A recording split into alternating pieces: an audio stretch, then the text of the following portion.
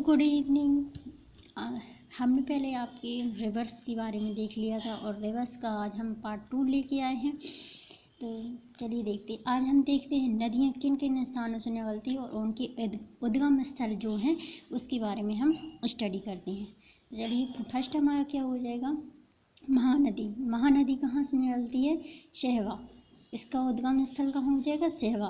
तो इसको याद कैसे रखेंगे? महानदी है, जो महान नदी है वो क्या कर जाती है? स्वाहा कर जाती है। मतलब सब चीज़ें जो महान नदी होगी वहीं तो सब स्वाहा कर जाएगी। तो महानदी से याद रखना सहवा, महानदी सहवा। नेक्स्ट गोदावरी त्र्यंबकेश्वर, ये कहाँ है? नासिक में। तो इसको याद कैसे करेंगे? गोदावरी से त्रे से याद रखना 3 बार, त्रे से याद रखना 3 बार। और गोदावरी से को आप क्या मान लो? गायों का दान। तो गोदावरी त्र्यंबकेश्वर 3 बार गायों का दान। तो गोदावरी त्र्यंबकेश्वर, गोदावरी त्र्यंबकेश्वर। नेक्स्ट क्या हो जाएगा? कावेरी। कावेरी कहाँ से निकलती है? ब्रह्मगिरी की पहाड़ियों से। कहाँ से निकलती है? ब्रह्मगिरी की पहाड़ियों से निकलती है। तो इसकी हम ट्रिक क्या बनाएंगे? तो कर्म करो ब्रह्मा जी नजर आप पर ही पड़ेगी। तो कर्म आपके जैसे होंगे, कर्म करो ब्रह्मा जी की नज़र आप पर ही पड़ेगी। तो कर्म से याद क्या रखोगे? कावेरी। और ब्रह्मा जी से क्या याद रखेंगे? ब्रह्मगिरी। तो यहाँ से कनेक्ट कीजिए, कर्म कावेरी और ब्रह्मा से याद रखेंगे ब्रह्मगिरी। तो कावेरी कहाँ से निकलती है? ब्रह्मगिरी से। नेक्स्ट देखते हैं चंबल नदी। चंबल नदी कहाँ से निकलती है? जानापावा की पहाड़ियों से निकलती है। कहाँ से निकलती है? जानापावा की पहाड़ी। तो इसको याद रखने की ट्रिक क्या होगी?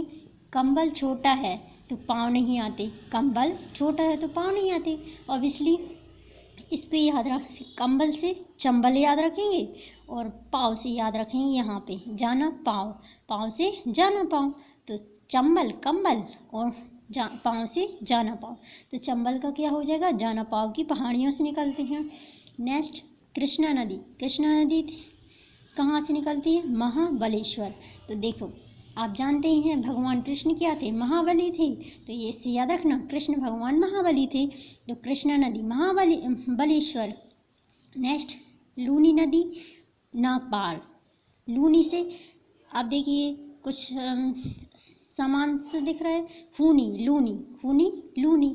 तो खूनी क्या हो जाएगा? नाग। नाग का क्या किया? खून किया। तो लूनी नदी नाग पहाड़। तो खून किसने किया? खून क्या, खून किसका किया? नाग ने, नाग का खून किया। तो लूनी नदी नाग पहाड़। यांगसी कहाँ से निकलती है? तिब्बत से। तो ये इसको याद रखना, यांगसी तिब्बत। और साबरमती कहाँ से निकलती है? जयसमंद झील। तो साबरमती की क्या है? जय हो। साबरमती की जय हो, जय हो से याद रखना जयसमंद। नेक्स्ट दामोदर नदी। दामोदर नदी मतलब छोटा नागपुर का पठार। तो इसको याद कैसे रखेंगे? जो दामोदर नाम का एक बच्चा है, इसको वो क्या है? दमदार है, तभी से उसने छोटे नाग को मारा। मतलब नाग को मारने के लिए कोई दमदार व्यक्ति तो चाहिए है। तो दामोदर से क्या याद रखो? दामोदर नाम का एक दमदार क्या है? बच्चा है। या तो दमदार नाम का दमदार है, तो तभी तो वो छोटे नाग को मारेगा। तो दामोदर से याद रखना छोटा नागपुर का पठार। नील नदी कहाँ पे होती है? विक्टोरिया नदी से निकलती है। विकेट गिर गए नील, विकेट गिर गए तो नील हो गए। नील नदी विक्टोरिया, नील नदी विक्टोरिया, विकेट गिर गए नील। विकेट से याद रखना विक्टोरिया और नील से याद रखना नील। घाघरा नदी कहाँ से निकलती है? नेपाल से। तो घाघरा नापा, घाघरा क्या क्या? नापा। तो घाघरा से घाघरा और नापा से नेपाल। सिंधु और ब्रह्मपुत्र नदी ये कहाँ से निकलती है? मानसरोवर झील से निकलती। कहाँ से निकलती है? मानसरोवर झील से। तो सिंध और ब्रह्मपुत्र सरोवर गए। ये मान लीजिए कि सिंध और ब्रह्मपुत्र दो व्यक्ति हैं, वो कहाँ गए? सरोवर गए। तो सिंधु और ब्रह्मपुत्र कहाँ से निकलती है? मानसरोवर से निकलती है। झेलम नदी शेषनाग। कृष्ण भगवान ने शेषनाग को झेला। तो कृष्ण से याद रखना भगवान, ये कीवर्ड ही है। तो भगवान कृष्ण ने शेषनाग, शेषनाग से याद रखना शेषनाग झील और झेला से झेलम। यहाँ पे इस कीवर्ड को पकड़ना है, शेषनाग को झेला, तो भगवान कृष्ण ने शेषनाग को झेला, तो शेषनाग झील क्या हो जाएगी, झेलम नदी।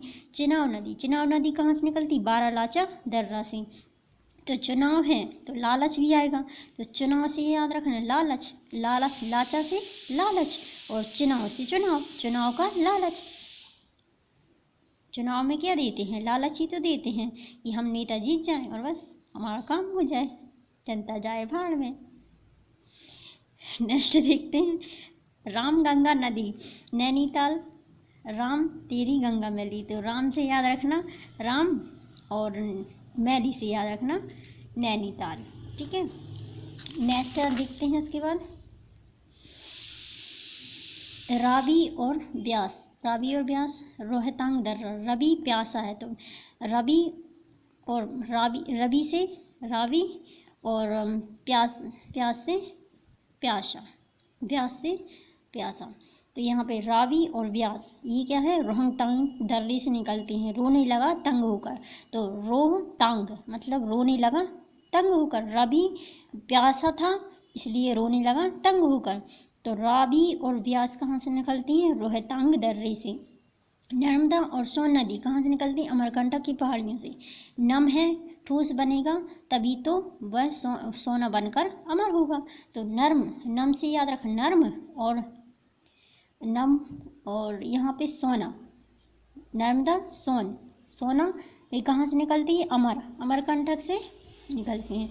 लूनी नदी कच्छ के रण से निकलती हैं, तो इसकी क्या ट्रिक हो जाएगी, लू, लू नहीं कुछ भी डॉक्टर ने मना किया, तो लू, लू से क्या हो जाएगा लूनी, और कुछ नहीं लूँगा मतलब वो एक आदमी या व्यक्ति किसी से बोल रहा है कि डॉक्टर ने मना किया है, तो मना कुछ नहीं तो क्या हो जाएगा कच्छ के रण से, इतना याद रखना। लूनी, लूनी, लू नहीं कुछ भी, तो लूनी नदी कच्छ के रण में।